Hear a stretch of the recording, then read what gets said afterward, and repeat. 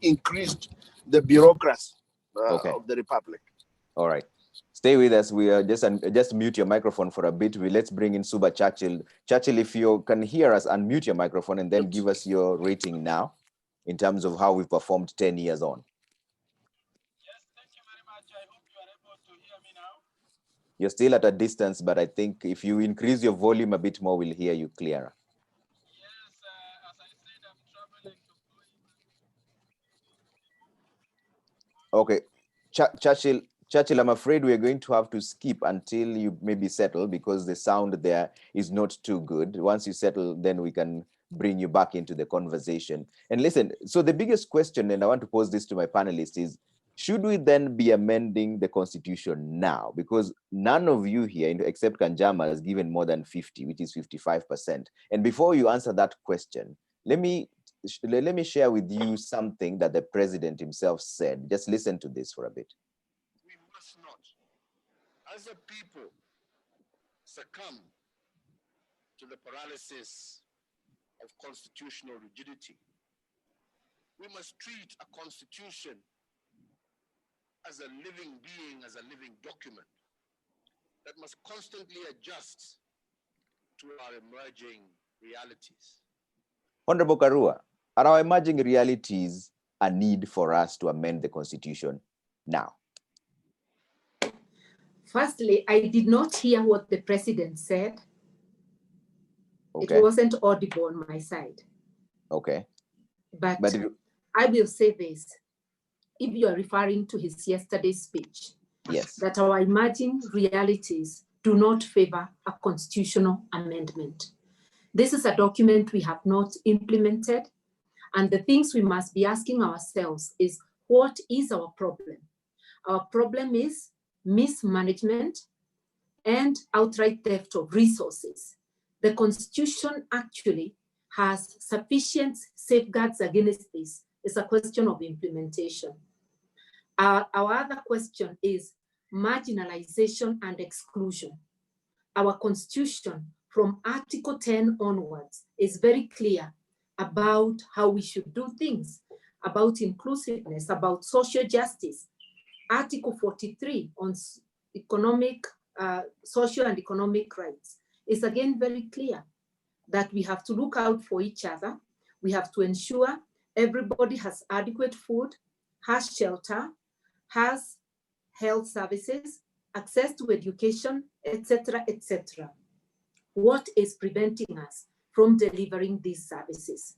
It is nothing to do with the proposed amendments, which are basically an increase on the top executive. And I think that all things looked into dispassionately. It is a time to step up implementation. I am not saying that a constitution can never be amended. It should when there is need. But that need must come from the people, from the needs of the people, not the needs of leaders to be in government. All right. Honorable Mushomba, what are your thoughts on this? Should we be thinking of amending the constitution now? The president said the time to amend the constitution is now. Well, we have reasons why we should not, and we have reasons why we should. So it is us Kenyans to decide what carries more weight.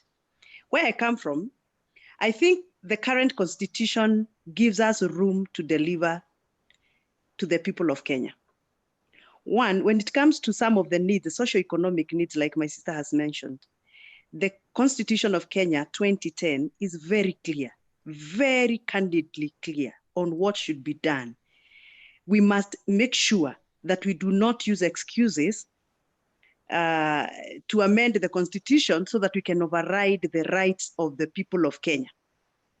Right to food, right to economic rights, right to political rights, they are very, very clear. But have we fulfilled to our voters, to our Kenyans? Before even we think of amendments, have we done what we are supposed to have done as per the Constitution now?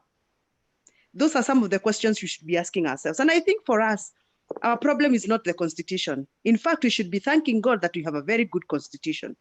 Our problem is implementation. Our problem is coordination of government functions.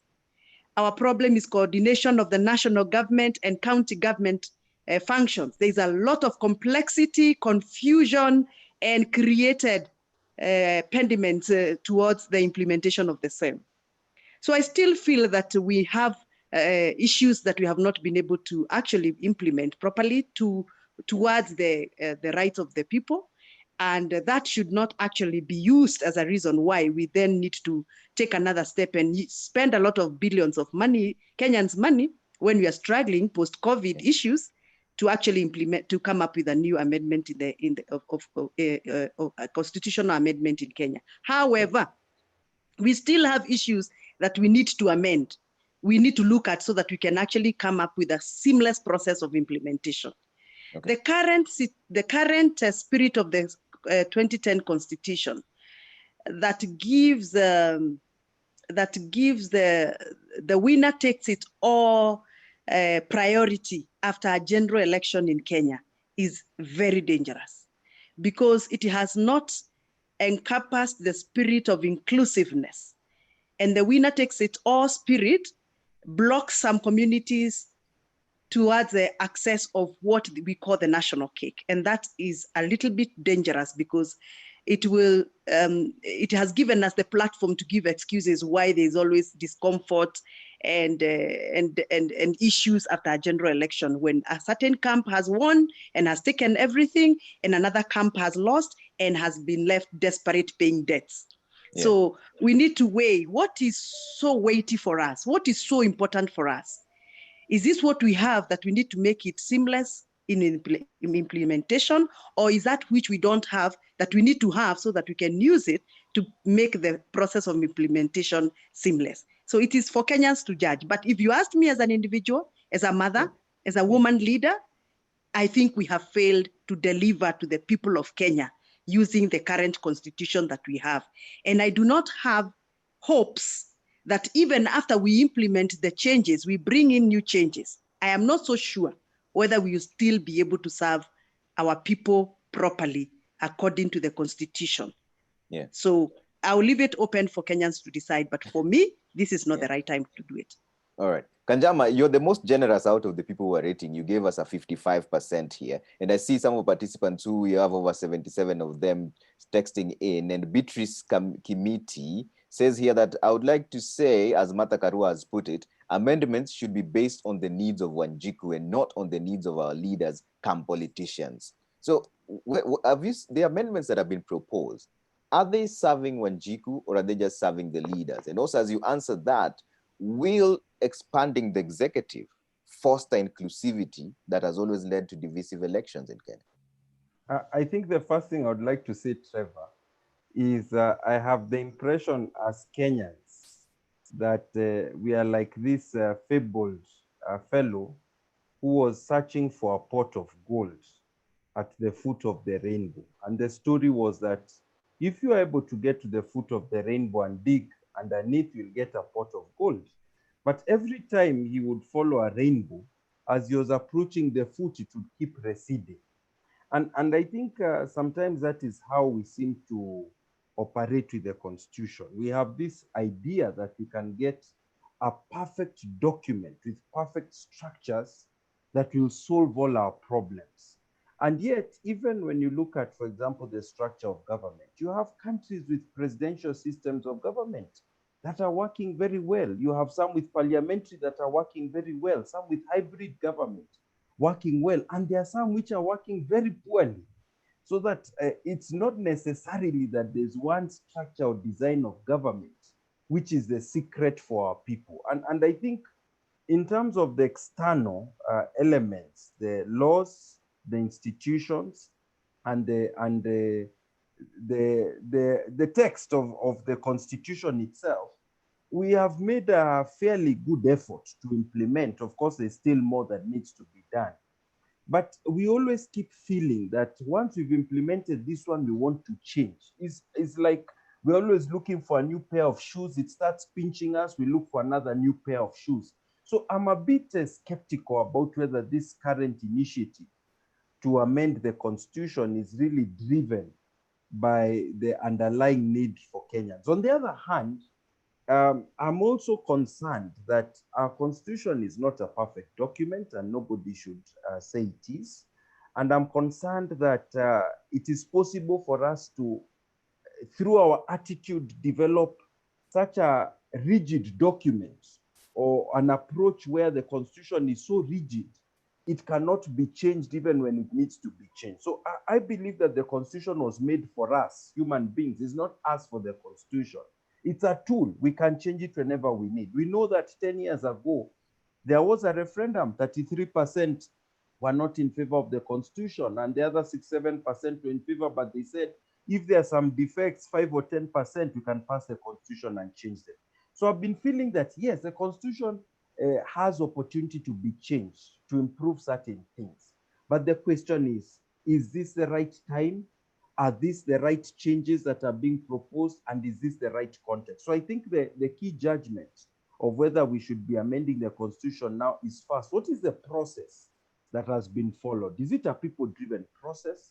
Is it to benefit the people or just the leaders? Number two, what is the substance of the reforms? And until we see the content of BBI 2 report, we cannot be sure, because they may have changed from BBI 1. We don't know exactly what they're going to propose.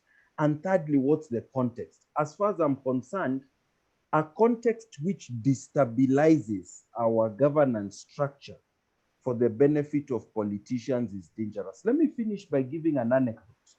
In 1995, the people of Uganda passed a new constitution. It was a really good document. We looked at it as Kenyans and said, wow, this is a fantastic document. Within 5 years, they were amending the constitution to remove the 2-term limit that was going to stop Museveni from being president beyond 2006. They amended it later to remove the upper age limit. And how did Museveni and these people get it done? They looked for a package of reforms that they could use to bribe different segments of the country. I'm using the word bribe. They went to the Baganda and they saw the Baganda are really desperate to have their Kabaka recognize their palace and so on. So they came up with a package for the Baganda so that they can support the reforms. They went to this other group, the other group. So eventually everyone was taking the reform package, looking at the tasty morsels that have been prepared for them, forgetting there is a poison pill.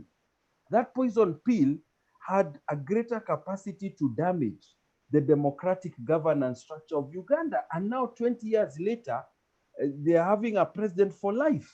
They are not able to deal with it. So for me, I would say we will need to be very careful. If our leaders are preparing for each of us a package, they want to give 35% finances for the counties, they want to give maybe ladies 1/3. They are going to give several packages so that they can put there their poison pill, which has to do probably with entrenching themselves in power. And it might force us to make very tough choices, because you have that thing you want. Even the church, there are things they want with the right to life, with protection of family. And yet you might be taking that nice package and with poison inside, which will harm you in future. So it's going to be a very interesting time as we go forward, Trevor. Yeah. Senator Abshiro, let me bring you into this discussion, because I can see you're listening keenly and nodding your head there. So the president said that the constitution was work in progress, and we must not succumb to the paralysis of a constitutional rigidity. If it is almost a sure shot now, because they are reading from the same script. The former prime minister just said that we're going to amend the constitution. The president says the same thing the next day. So definitely Kenyans are going to head into a referendum at some point. But if we are going to amend this constitution, what should be the priority areas? I'd like to weigh in whether or not it should be amended in the first place, and then I'll go to what needs to change. Thank you very much, Trevor. Trevor, you know, I was one of the people that used to dance on the. My sister Martha said we were dancing for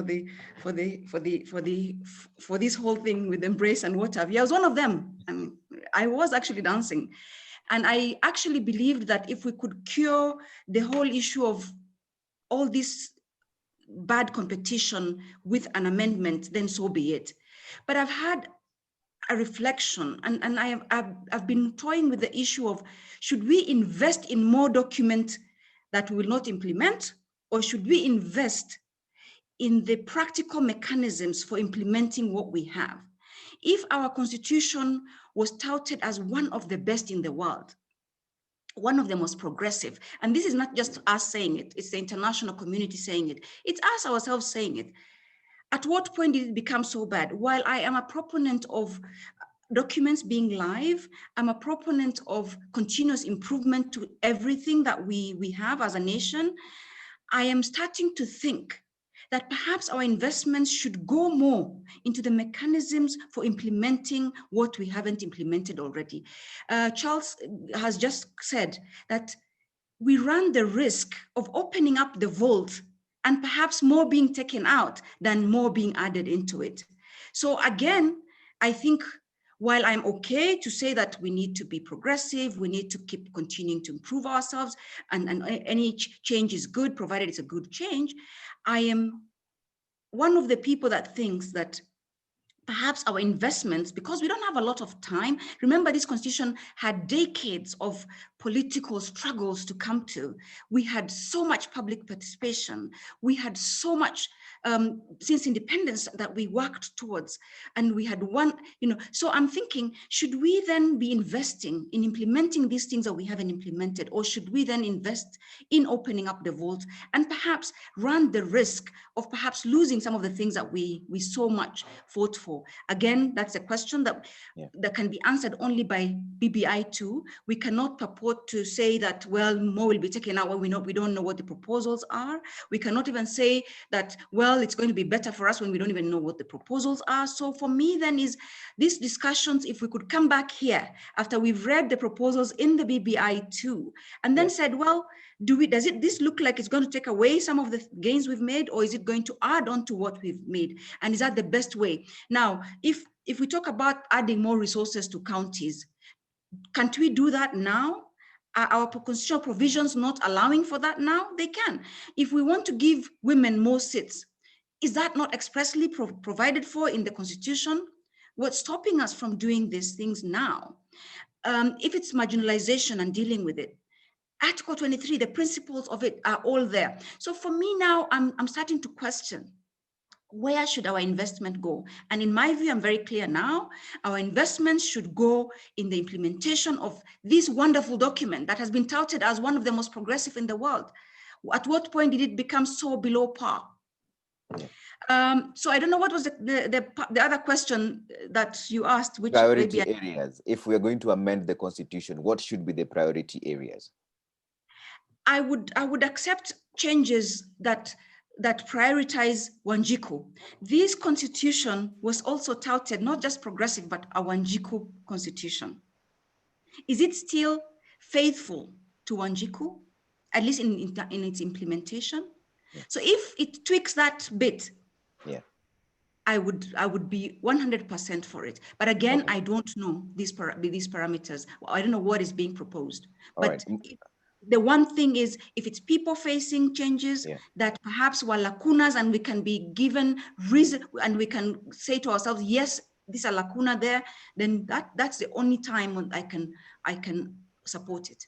Okay, let me bring in Maureen on this. Maureen, and you're the one representing the youth. There's a research done by Amnesty International. It was just published the other day. More than 55% of the people don't even know what's in this constitution. So why are we talking about amending it now? What do you think as a young person? And what are your priority areas? Well, it's interesting because there was talk in the political space that members of parliament, including other elected leaders, were not allowed to print copies because there was a time where we did not have a defined copy of the final draft. So, and there was also a debate around, allowing for people to read it and even printing popular versions of this, the first draft of the task force report. But then I would say that many young people have tried to read through it. They just do not know where to plug in, because conversations around governance reforms are conversations around creating top 5 positions for already established leaders who already have, established political parties or political interests to get into power in the next, election or so. They also have problems around where do we come in terms of devolution. We know that at least in elective positions, in implementation of Article 100, we saw that there's interest in including the marginalized groups. And because they Yeah. fall in that category, they have been able to get one or two positions within the county assemblies to be able to just discuss issues that affect them.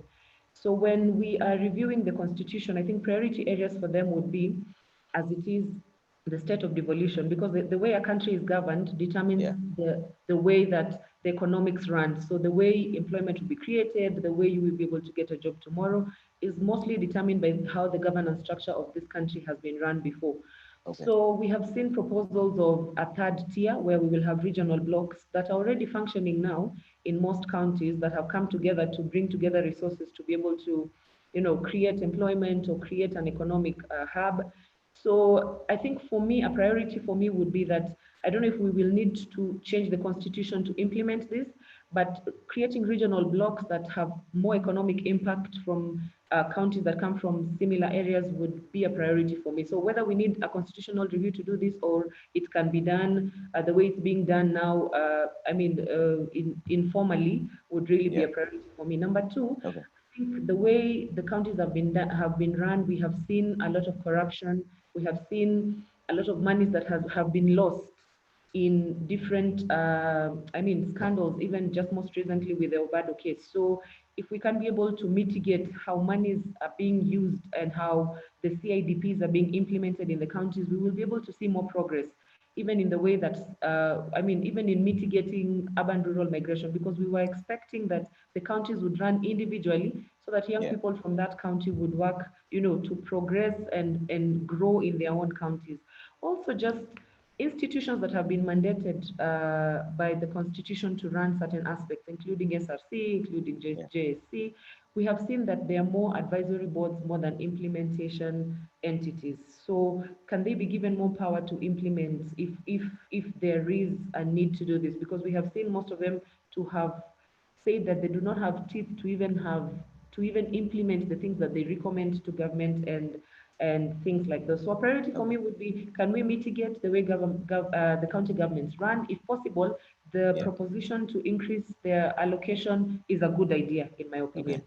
That they should be able to have money to run other things other than recurrent expenditure, as they say in most of the things that they say to us. Okay. Thank you. Let's bring in Governor Ruto. Governor Ruto, I'm not sure whether you're still with us, but if you are, there's a question here from Rose Lida Andabi, who says, I would like to understand why we would be amending a constitution that we're yet to implement fully. According to Article 261, Parliament has failed to enact legislation and it ought to be dissolved. It's time to strengthen institutions in order to fulfill the current constitution.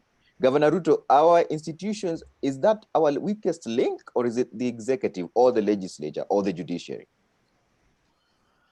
Yeah, I think the biggest problem we have is that the will to actualize the intentions, the spirit and the intentions of the Constitution has been wanting, especially amongst the ruling class.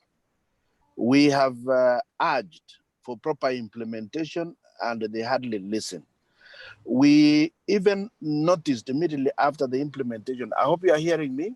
Yes, you're very clear. Go ahead. Yes, immediately after 2010 or 2012, 2013 elections, we later on realized that the transition authority was not being given enough leeway to actualize the implementation of the Constitution.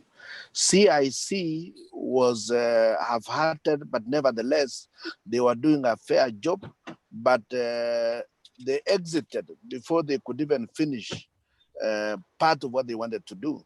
The first group of CRA commissioners tried their best, but they did not finalize. There is a lot of work. We expected maybe the Law Reform Commission to take over from the CIC, the unfinished business. But, and also we expected the Intergovernmental Relations Committee to continue to ensure that the top level, the national level of government would implement the Constitution, or at least there would be a meeting place between the national and county government to at least sort out the issues that remained pending. But there has been no will on the part of the national government to ensure this happens. We put in place an intergovernmental relations committee that wasn't able to do much. In fact, even as of now, that particular act, the Intergovernmental Relations Act, probably ought to have been inbuilt in the constitution so that the things that the summit ought to do should do by order of the constitution. If we leave it to the executive, then we are simply saying that Kenyans and the implementation of the 2010 constitution will continue to rely on the goodwill of whoever gets elected as a president. So the real question here is, what was the intention of the 2010 constitution? We expected more and more public participation, more and more inclusivity, more and more openness, more and more democratization, insofar as that we will not remain captive of the executive. But what did we end up with? Look, a pure presidential system of government simply puts power in the hands of only one person. And we've witnessed that. We can attest to that. We've seen this for the last 10 years.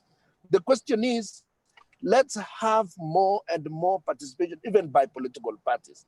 The constitution defines Kenya as a multi-party democracy, and it has to remain a multi-party democracy. But immediately after every election, we turn Kenya into a single-party state. Whether we like it or not, it is in terms of function, it purely remains a single-party state by practice. So I'm of the view that we need to ameliorate these issues.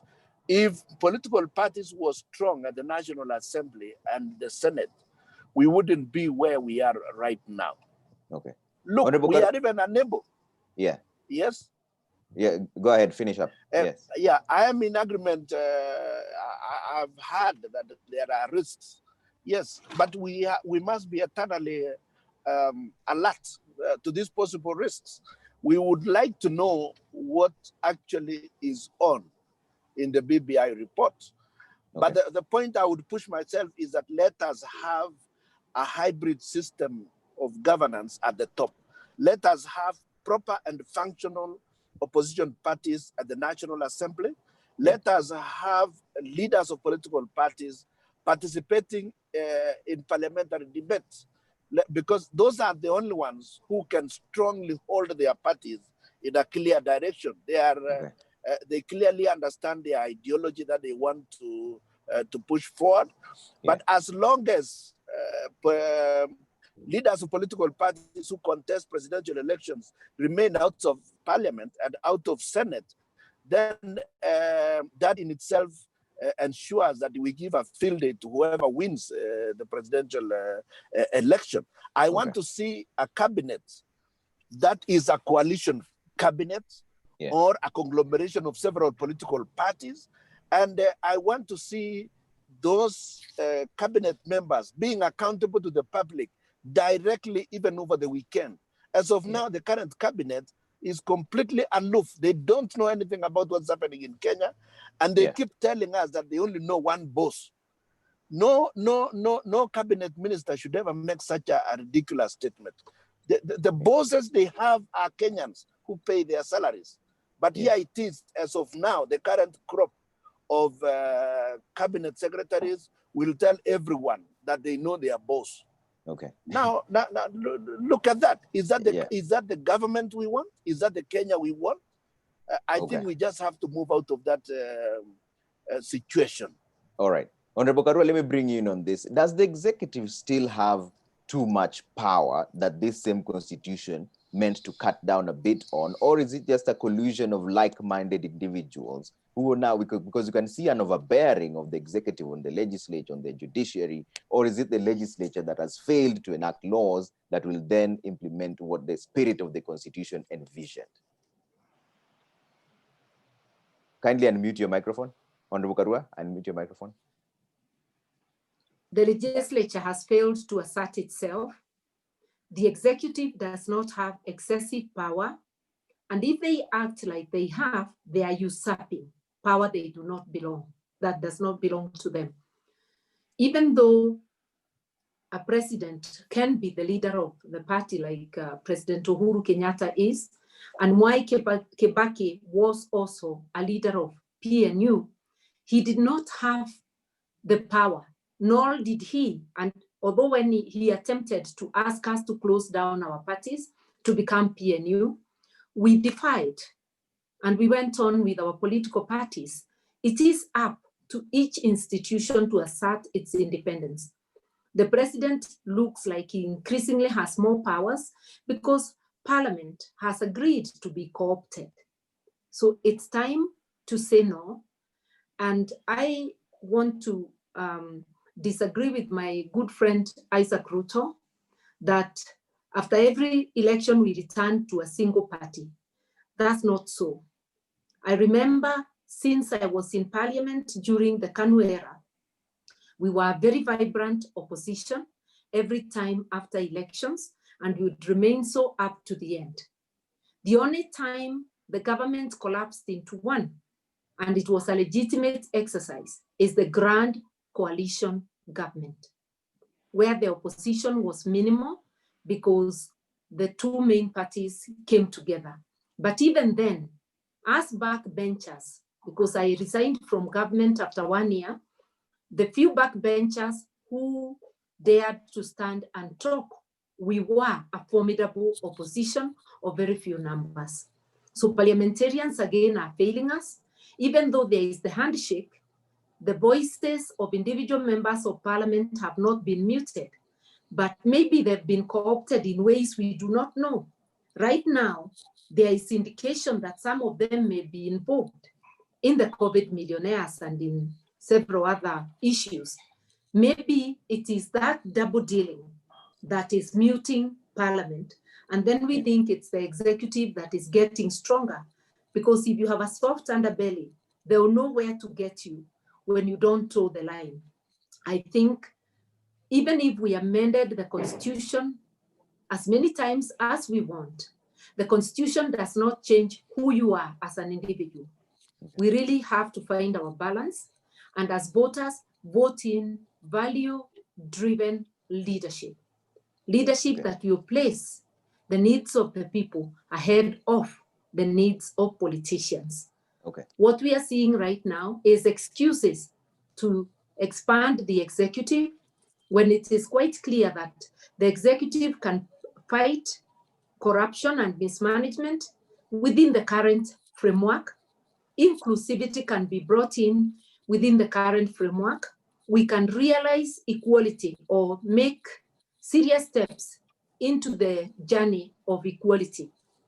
The 2/3 gender rule, that is not something that would take us to constitutional amendments if we had the political will. I keep giving the example of South Africa. South Africa has no gender quotas, either in the constitution or in their laws. But because of the deliberate policies of political parties, they are at near parity. Nothing stops any of our political parties, and especially the major parties, from ensuring that in each county, their candidates for election for members of parliament and county assemblies are 50-50. Because if you offer as many female candidates, as many will be elected. Okay. We hear people talking of women getting favors when we ask for the 2/3 gender rule, but from where I see it, it is our brothers who've been getting favors. They get nominated in almost 99% of the winnable seats. The few women who get nominated to the winnable seats win just like the men. So I am saying there is no political will in the executive, in the major political parties, and it's time for us Kenyans to evaluate. Another issue of equality is the equalization fund. And it is quite clear that even among members of parliament, there is no real awareness. Most have not bothered to acquaint themselves with the constitution. The push and pull in the Senate of a revenue allocation, one would have expected the debate to focus also on Article 204, the Equalization Fund. If the Equalization Fund had serious money voted into it, and if it had been put into use the last 8 years, we would not be talking of marginalized counties the same way we talked about them during constitution making. We would be asking each other how much more needs to be done to get these counties at par with the rest of the country. So while we fight over the 350 billion that is being shared by the counties, we forget that the issue of marginalization can effectively be dealt with by putting sufficient funds into the Equalization Fund. So if we look at it that way, then you will see that it's more about us familiarizing ourselves with the document, implementing it, and at that stage, we can be able to say with honesty, this is not working. But you cannot claim it's not working when you have not even attempted to work it. All right. It's a good thing that we have two members of parliament here, serving members, so they'll get a right of response. And I'll start with you, Honorable Mushomba. Why is it that parliament seems to be losing grip with the powers that they already have? We see an overbearing by the executive, and sometimes even failure to implement laws, and sometimes even it clawing back on things that have already been passed, like the security laws that we saw. Trevor, first of all, you'll allow me to take you back a little because there's some input that I needed to share on whether this is the right time for us to amend the constitution, and then I'll come to your concern. You know, if you're a patient and you feel sick, all you do is to go and look for a doctor. And it is you who tells the doctor where you're sick or how you feel like you're sick, so that the doctor can note down and give you medical notes that will lead him or her into prescription of what you need to do as an intervention to cure your ailment. Right now in Kenya, the Wanjiko of this Kenya went to the doctor and said, these are our problems. This is where we feel sick. We have no water, we have no shelter, we have no food, we are not included in the procurement, for example, for the young people, and all manner of needs that Wanjiko felt, and Halima and Fatuma went and said that they needed. We wrote down and we made for them a document, just like that medical report that the doctor writes, and gave it to the implementers to look for the prescription to cure those areas. Now that we have not been able to provide the prescription, we have not been able. You muted your microphone again. Yes, go ahead. We are now coming back to say that we need to go back to the doctor and write other medical notes so that we can now go back and look for the prescription. Gentlemen and ladies, I don't think we are doing the right thing. If we amended the constitution today, are we going to deliver Article 53? Are we going to deliver Article 43 of socioeconomic rights? Are we going to deliver Article 54 to our children and the vulnerable? So to me, I think we are only picking one aspect of the problems of Kenya and using that one aspect of problems of Kenya to justify into a process which Wajiko honestly does not even understand what it is. Somebody has written on the notes that I'm seeing, the messages that are coming in from the people who are following our discussions. And what somebody has said, personally, and I think this is somebody who is quite well exposed because he or she can write very good English, and said, personally, I don't even know what is in that constitution. So when you tell me now we are amending 10 years down the line, I also get lost. So I'm still saying this. We have the notes to treat our problems. And that is the constitution that we drafted and promulgated in the year 2010. Yes. And yet that is not the position that most of you members of parliament are taking right now. In fact, most of you members of parliament are either siding with the executive or the opposition, which is now almost a bit confused whether it's executive. Do we have opposition in the National Assembly of Kenya? Personally, I come from the majority party, so I'm not part of the opposition, but do we have opposition in the National Assembly? No, we don't have. And that is why there is that perception that the executive have all the powers. They are assumed powers. The powers do not belong to them, but they found a vacuum They found a space in which to capture. And that is exactly what the executive has done. So right now, we do not have political goodwill to deliver some of these things that we are using as excuses to be able to amend the constitution. For example, the issue of 2/3 gender rule. We have attempted to have this gender mainstreaming in the National Assembly for the last, I think, 10 years since we started off the process, and nothing has happened. We do not have even a single political goodwill to have the 2/3 gender rule implemented at the National Assembly. Look at the parliamentary leadership right now. Do we have women? No. Why? Isn't it there in the constitution right now that we should have the principle enacted and implemented? So does it mean that when we go and amend the constitution, we will now have political goodwill to enact and implement the 2/3 gender rule in the National Assembly? And that is the same problem we have even in the government agencies. We don't have the 2 gender rules implemented in the national agencies, in the public service. Does it mean that when we amend the constitution, then we will now have the political goodwill to do so? No. Let us not be pretentious. Let us call a spade a spade. Let us say what we need to do and look for cheaper ways and affordable ways of doing them, other than just using shortcuts to try and implement what our special interests are. All right. And Senator I feel to conclude on that. Yeah, go ahead, Wamshoma. Let me conclude. I feel for sure we have all it takes to actually to implement our constitution and serve our people without really thinking about other processes that we do not have. We are opening a new page of a book and we have not been able to write on the old one. For example, Trevor, allow me to say this. We have seen the struggles that have been there when it comes to the issue of sharing of the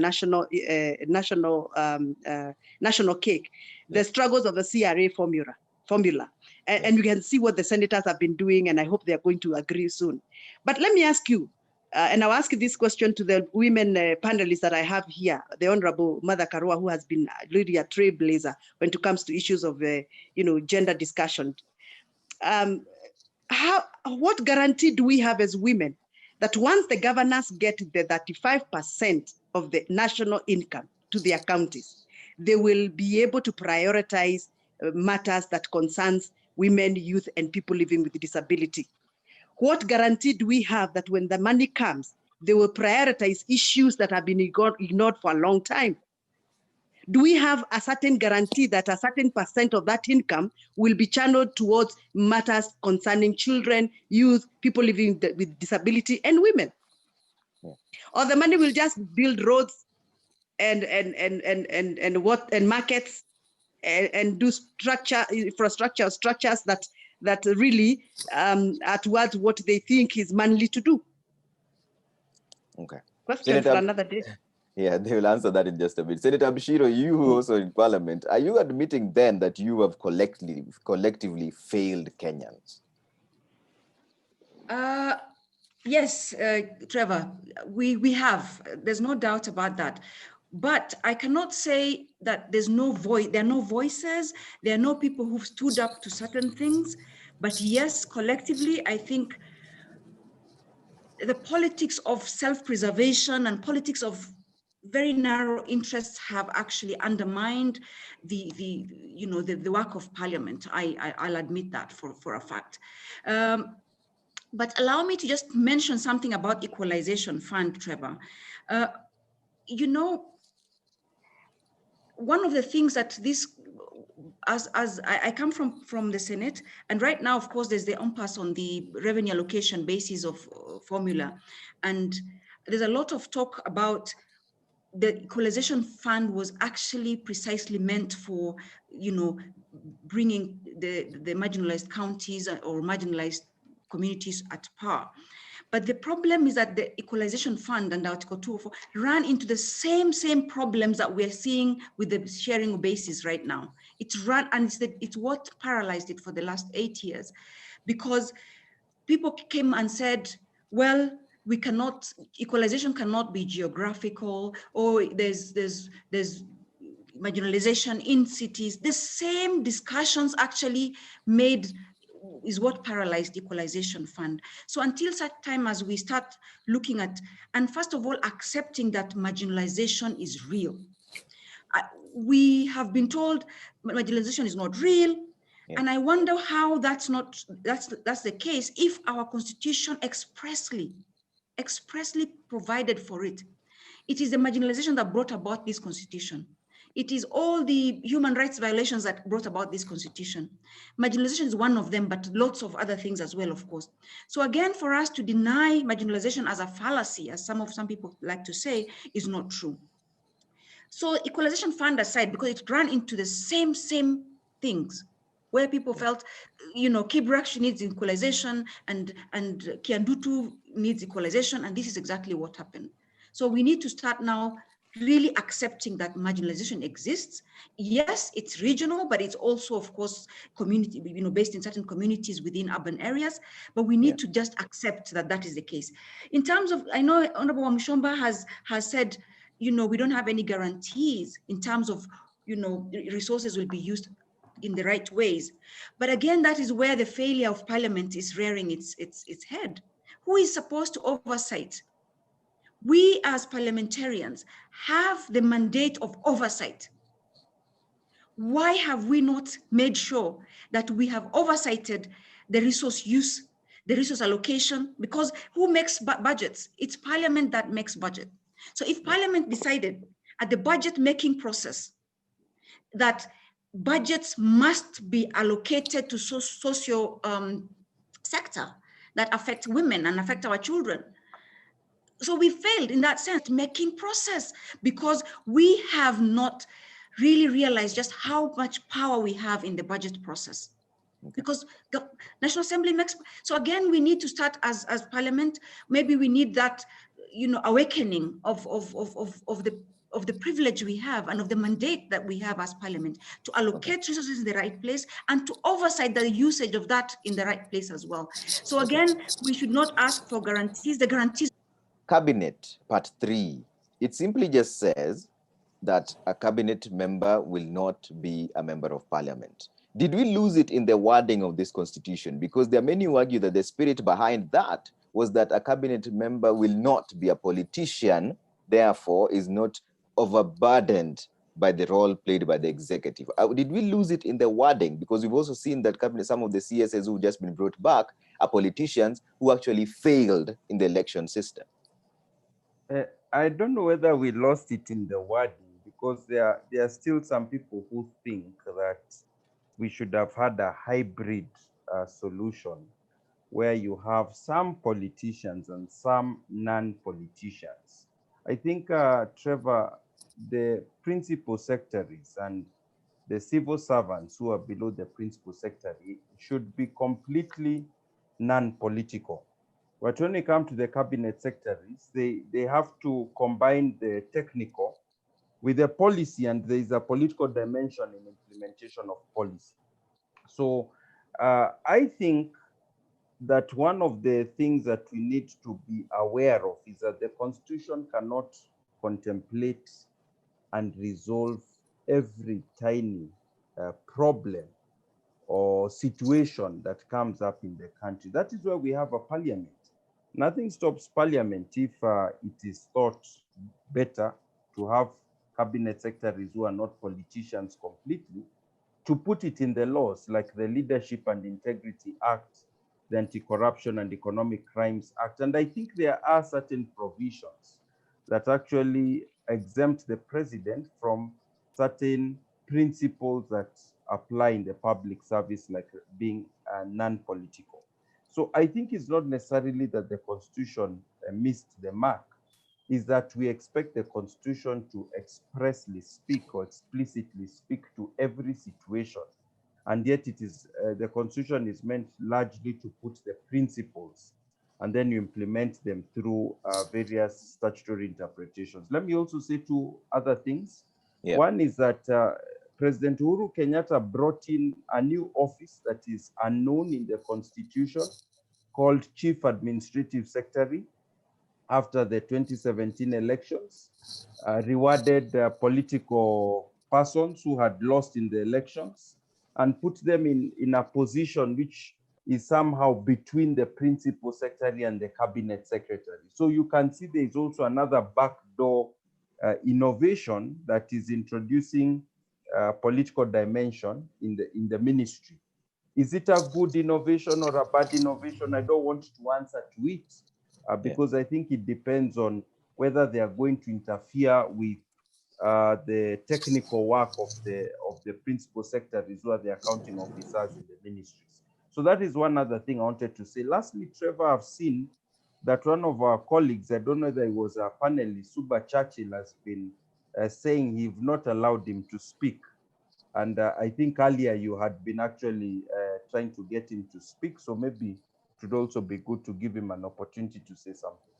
Yes, we've been unable to get Suba Churchill in terms of sound. I don't know whether we can have him now. Churchill, we tried the last time and your sound was not very audible. That's the reason why we skipped, but it wasn't intentionally leaving you out. If you can hear us now, you can bring in your input now, Churchill, if you're with us. Try again, let's hear. Churchill, unmute your microphone first. Churchill.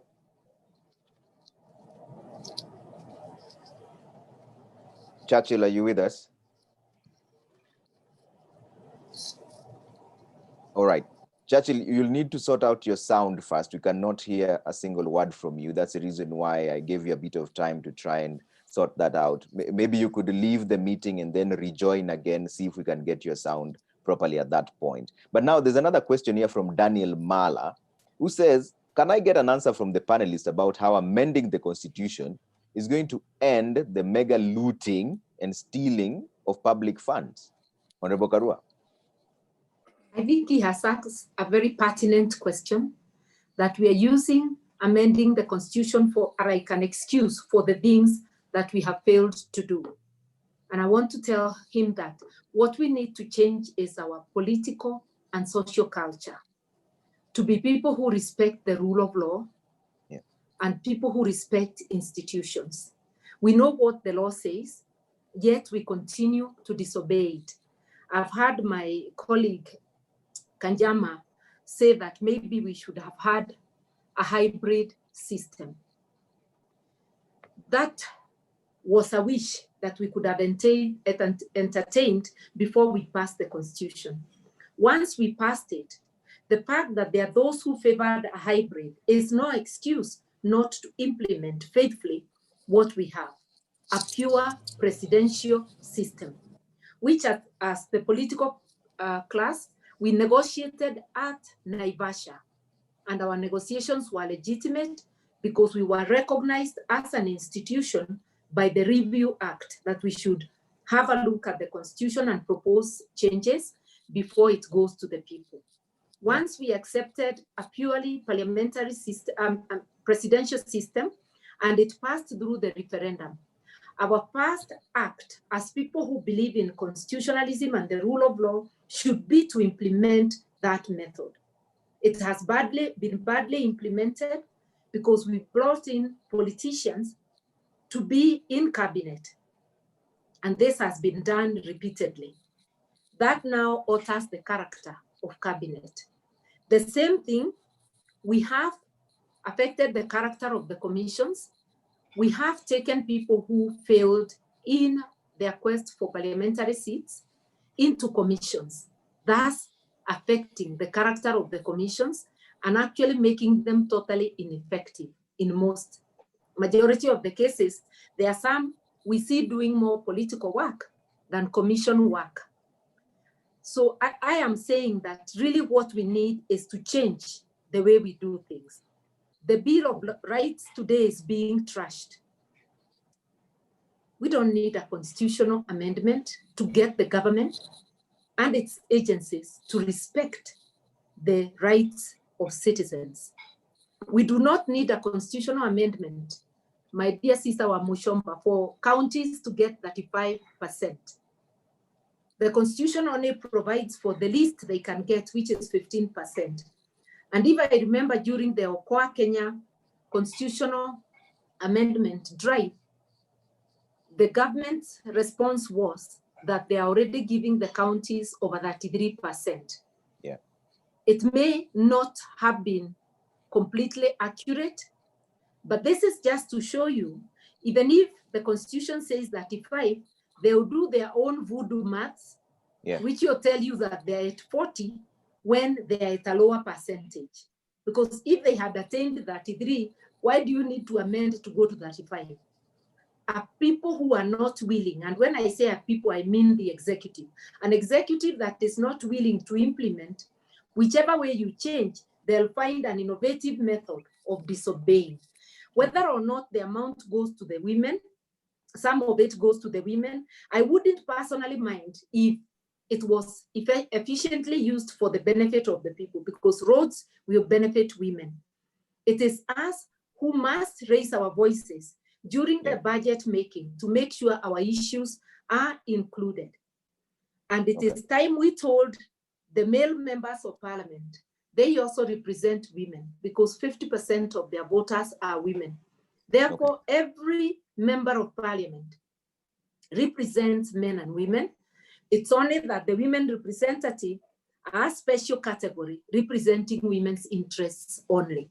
So when you are asking your brothers for support, let them know that you ask in the name of their constituents. Finally, I want to say that the CAS position is actually unconstitutional. It's an innovative way of expanding the executive. Yeah. It is akin to an assistant minister. Those were the positions. They were abolished. Only one cabinet secretary. Now the Jubilee administration came with the innovation of CASs. Nobody has litigated on the matter in the courts, and it should have been litigated so that we get an answer. Finally, because I had said finally, I've just remembered my sister Abshiro talks about the equalization fund. Yeah. If it has not been operationalized because poor pockets of poverty within counties like Nairobi or rural counties also say they are marginalized, the definition of marginalized is inside the Constitution. And in case of dispute, it should go to the court for an advisory opinion. There is no way a government can dilly-dally on implementing equalization, which is meant to bring harmony and equality in this country, and claim that it's because there's a push and pull as to who is marginalized. That's again but an excuse. The question is, do we need to amend the Constitution? From me, a resounding no. Let's bring in Suba Churchill again on this. Let me try one more time. Suba Churchill, if you're with us, I can see on chat that you have a question here for Governor Ruto. Let's try your sound again, Churchill.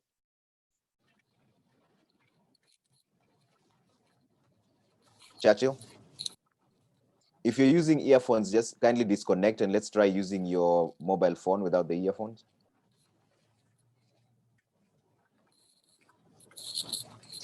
All right, we don't seem to have Churchill with us, but I can see a chat here. So Suba Churchill has a question for you, Governor Ruto. He says, Governor Ruto says there is no public participation, but whose fault is it when governors, including him, when he himself was the governor of Bomet County, he failed to establish public participation platforms as envisaged in the County Government Act 2012? Well, thank you very much. I think Churchill should first understand that when we talk about public participation, it is not about only specifically in the counties. Even when we are dealing with national functions, national activities, national policy, there has to be adequate public participation for the formulation of such policy. At the counties, we tried our best. You cannot do everything in one day, but the real situation here is that there are several institutions that have failed, and we need to reform those institutions. Parliament failed to enact enough legislation to effect the 2010 Constitution. There are so many laws that are yet to be passed. The executive has failed to give the leadership and the guidance to implement fully the Constitution 2010, the spirit and the intention. The executive have failed, Parliament, the council. We have there is no relation, clear interface between the county governments and the national government, because we never set up an institution.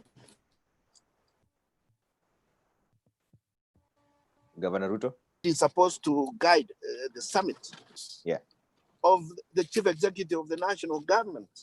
Now, all these things, we never even, like I mentioned earlier, that we have no institution that took over from the transition commissions that never finished their jobs. Now, even political parties have actually failed. They are acting outside. And when, for example, my good sister, Mother Karua, says that we need to change the culture, we need to change attitude, it is not about the constitution. So where is it? Where shall we change this culture? People have refused to change the cultures, even when the preachers have tried to do the same. The point here is we've got to get, if Kenyans require ropes to tie them to a clear direction, that's better. But as it is, because there is one participant who wrote that, look, I don't even know what this constitution you are talking about is all about, which that means what are the leaders like Mother who were with us on this? Where are we contributing? How are we straightening? Those of us who still have the memories of what Wanjiku told the Yashpal guy team, where are we doing that agitation? What happened to the civil society? They were all co-opted after 1990, after 2002. The entire crop of activists in the civil society all disappeared, and we no longer see them. The next group that dissipated was the political party leadership. They all disappeared. So where are we? And who will help us? We have to wake up. And I don't think it is enough for us to say, because we have failed, we will always fail. I think it is good for us to continue trying. Thank you very much. And if you find me going off, I'm only about 5 minutes away from a function that will not allow me to continue on this. So you'll allow me to say, have a good day. We appreciate your time, Governor Ruto. Thank you so much for contributing. And we're actually just about running out of time ourselves. We have 20 minutes to go. And I'll start with Maureen, because you're the one who started this conversation. So way forward from here, as your closing remarks. As a young person, you had all the issues here. And interestingly, from the research that was recently done, 60% of Kenyans think the constitution should not be amended. The other 40% who think it should be amended, their priorities are not even in the amendment proposals. Their issue is mostly corruption and jobs that you had talked about. Thank you so much, Trevor. The discussion around the amendment in the public domain almost shifted to whether we like it or not, the referendum would happen at some point. And so I'm glad that this research has been able to break down those details, but I'd also like to mention that in my view, if we do not go with the popular opinion, which is go to the people because of the dynamics of what's happening today, then we might have to go the parliamentary route. That means that we may have to have parliament discuss the issues that need to be amended, and then the amendment will be done in parliament. And given the de-whipping and the whipping of members that has been going on in parliament, I don't know if we will have a unanimous yes, or then we will have issues that are coming up in this discussion being discussed, because given that we do not have an opposition that is working actively to look at the issues of the people, it will be interesting to hear in the closing remarks of Honorable Gadoni or our able Senator Abshiro, is it possible that we will not, is it, in my opinion, I think we might have a unanimous yes on whichever conversations that we'll be discussing in the amendment and the propositions. But just to close in on the conversation, I think the people of this country require for the president to get in touch with the issues that are affecting them today, which is that the issues of the youth are the issues of the people. So we are living in this country as an ordinary Kenyan. So we do not have unique problems. We require food, we require shelter, we require clothing. Are these things is the government able to secure these three things for an ordinary Kenyan like me, who happens to be a young person? So it will be interesting to know, is the transition towards a referendum going to secure for a young person the basic needs that they require to be able to survive in this country, to be able to get an opportunity to work and even create employment? All right. Kajama, your closing remarks on this? And I see you highlighted process, context, and content. Yeah, maybe Trevor, I could talk about that issue.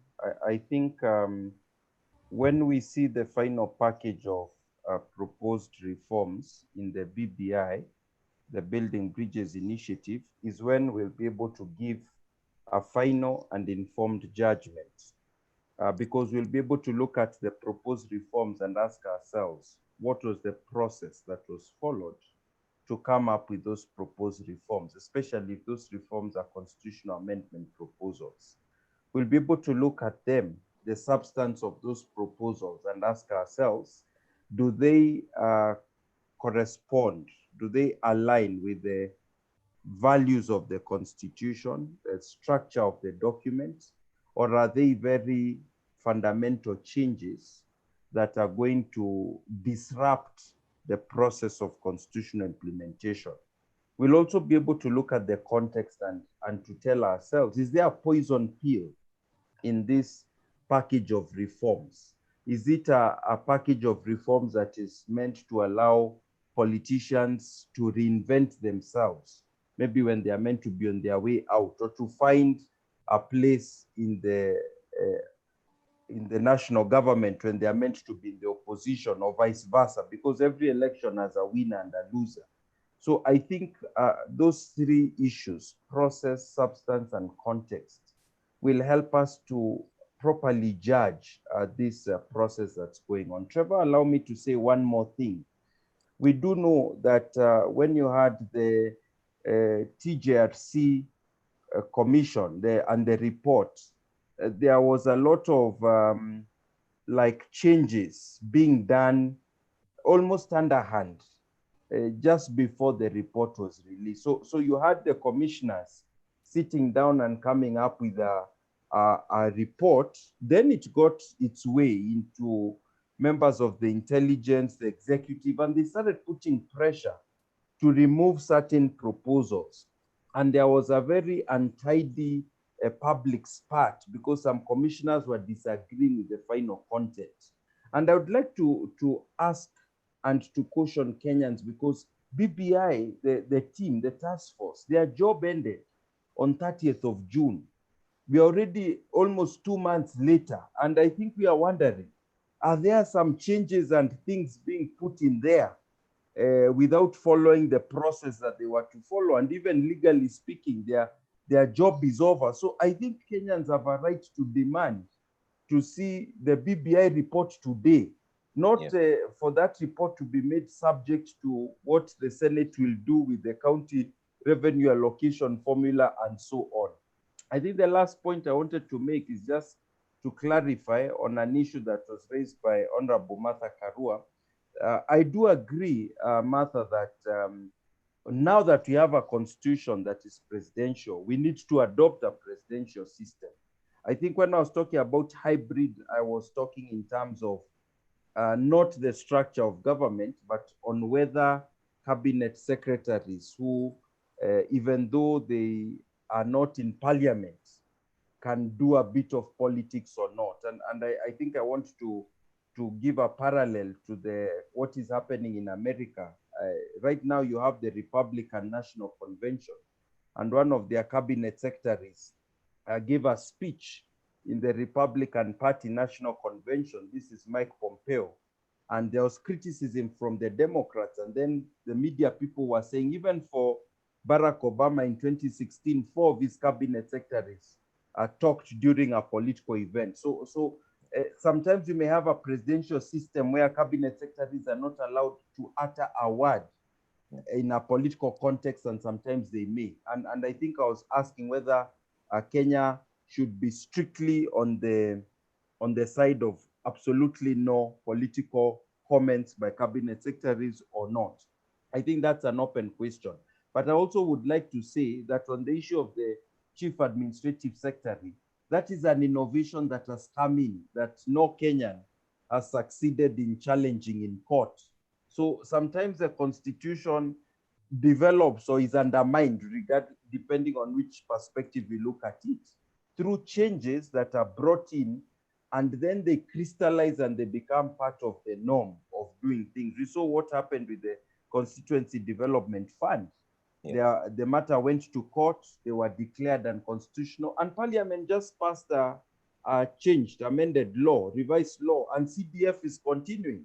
The new CDF has not yet been successfully challenged in court. So sometimes constitutions come to life differently from the way they were contemplated by those who drew them. That's why we distinguish between the text of the constitution and constitutionalism, which is how the constitution is implemented and applied. And I would like to say that even this whole debate, we are not debating the constitutional text, but we are debating the way it has been applied. And we are saying that these attempts to amend the constitution maybe are premature because we've not yet fully implemented and applied the constitution. Thank you. All right.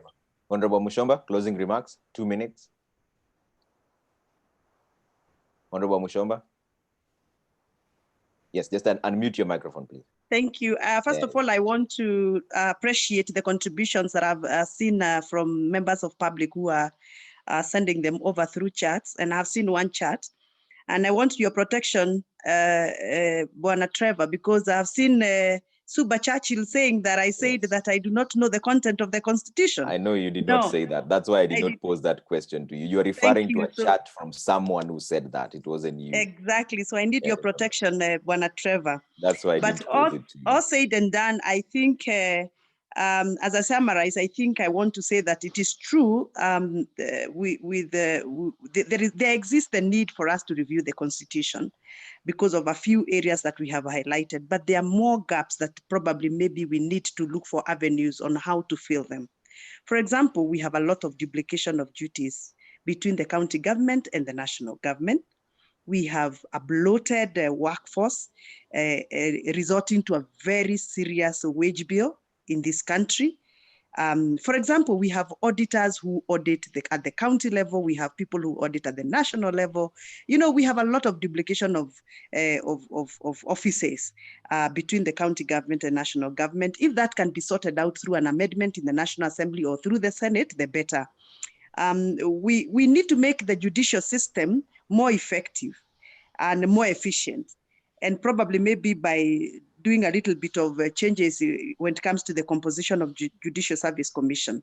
I still are of the opinion, I'm not a lawyer myself, but I think I'm still of the opinion that you cannot make a commission that is full of judges and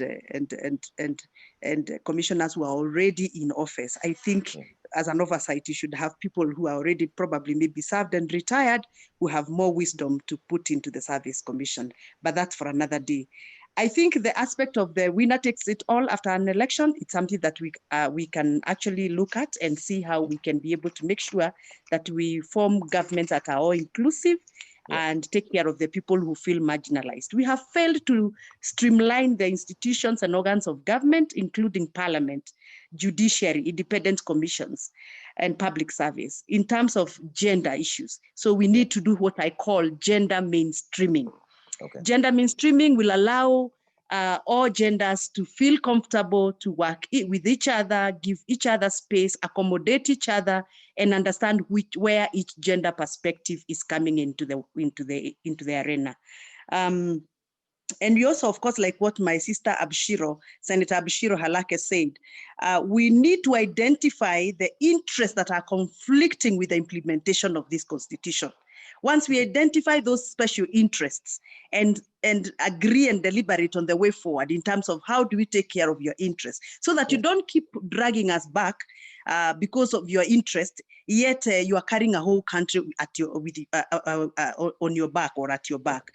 And we also need to do some attempts to protect and promote the rights of the citizens of Kenya. And as we do that, I would request that we also don't overdo. For example, Trevor, as a woman rep, my biggest problem in Kiambu County right now as we speak, during COVID, is issues of SGPV and assaults, domestic violence. They are so rampant. But unfortunately, when somebody is suspected and arrested and taken to the police station, within 3-4 days, they are released and they are back into the society and continue perpetrating on their victims as we process the legal documents. So those are rights. I call them second generation rights that are really they came with a new generation. They came with a new constitution as new generation rights. But for me, I feel like they're actually overriding on other people's rights. And what I hear from people like Charles Kanjama, my very good friend, is that my right stops where you are, my right start where you are stops. So those kind of overriding rights and complication of issues as we protect the Bill of Rights, those are issues that I think we should actually review, but we don't really have to go through a whole constitution amendment for us to be able to do. Those are some of the amendments you can do even in the National Assembly. Otherwise, thank you so much for having me, and I am humbled to have given my input into this wonderful webinar. Thank you very much. Thank you so much. Just don't leave just yet. We need to hear from Honorable Karua and Honorable Abshiro. 2 minutes each. Karua, I'll start with you because there's a question here from Kevin Nosido. How do we sustain a citizen's voice in the clamor for constitutional change? Honorable Karua, as you give your closing remarks, just 2 minutes. Unmute your microphone, please. Honorable Karua, your microphone is still on mute. Kindly unmute it first. Sorry. There. By raising our voices like we are doing now, and once we know that there are proposals on the ground, there will be need for those who are opposed to it to join hands and campaign together to ensure that no such amendments take effect. That is one way of taking our power back. But before I make my closing remarks, may I acknowledge that, yes, there are individual members of parliament who are performing very well. We are not condemning all individuals. It's the institution generally that we are saying it hasn't served us. And the same way in government, you could get an isolated performer here and there. Yet, when we are talking about the entire institution, we'll say that it has failed. Let us not take the poor quality of office holders as a reason to assault the offices. Let us not take the quality of, rather the lack of quality in those who hold public offices as a reason to amend the constitution.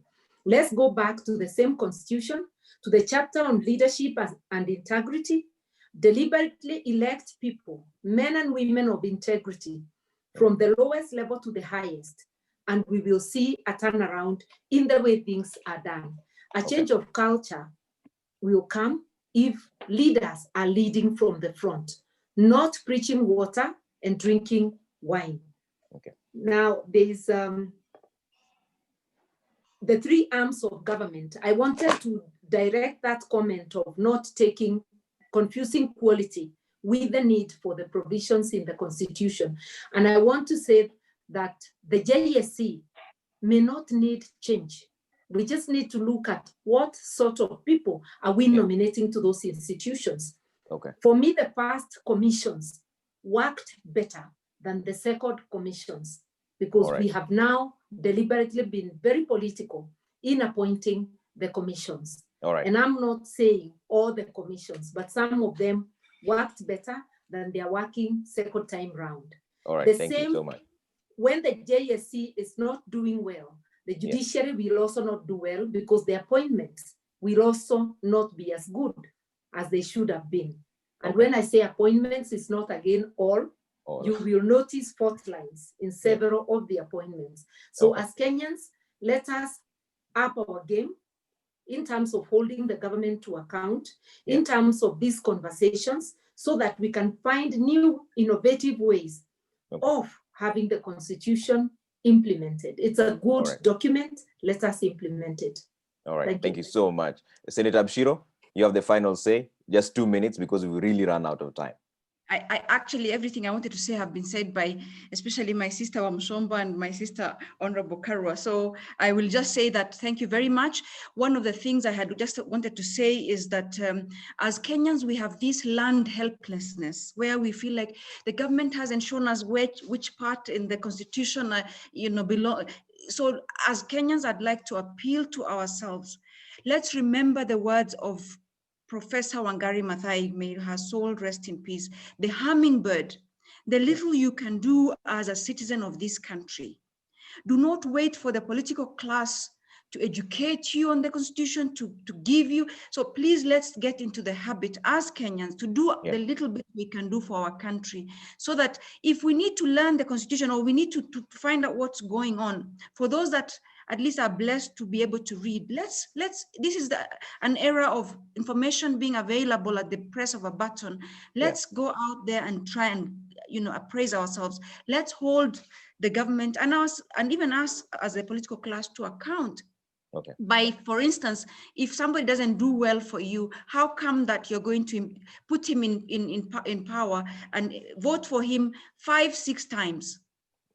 And then we complain. So please, let's also look at what role we can play as citizens to move this country forward. But in terms of the things coming out of the, whether or not to change, let's foster constitutionalism as opposed to keep changing, because there's no end to these kinds of things.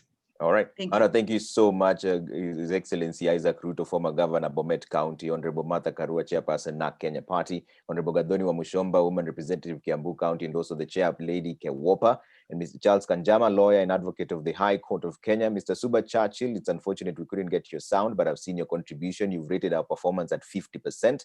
And Ms. Maureen Wanyonyi, a youth leader as well. Thank you so much for that. By the way, the average of the voting of our performance is 54%. So the question is, how do we get the other 46? Do we amend or not? That question lies with you. All of you who have tuned in online. We thank you so much. I don't know whether Franklin Mkwanja is there as the executive director for the Center for Multi-Party Democracy. You have a minute to give a vote of thanks. Franklin? Trevor, and thanks to the panelists and the chair of the Center for Multi-Party Democracy.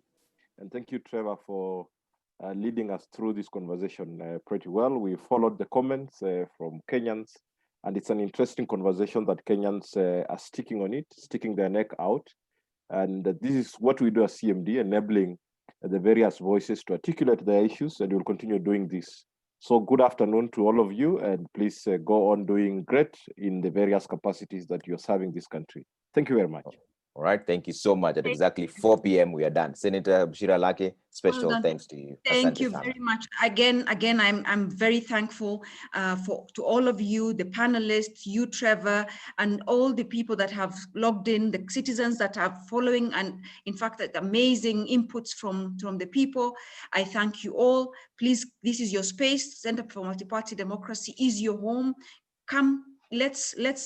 Somebody has asked here, what are we doing to make sure that citizens' voice is heard? This is precisely what we are doing now, to make sure that your voices are heard, not directly from yourselves and at the same time from your leaders. And you cannot ask for better leaders today on the panel than the ones that are here. So thank you very much. God bless our country, and let's continue to put ourselves out there and hold ourselves to account. And others as well that are in the executive and elsewhere. Thank you very much, and God bless. Have a great evening. Thank you so much. Bye for now.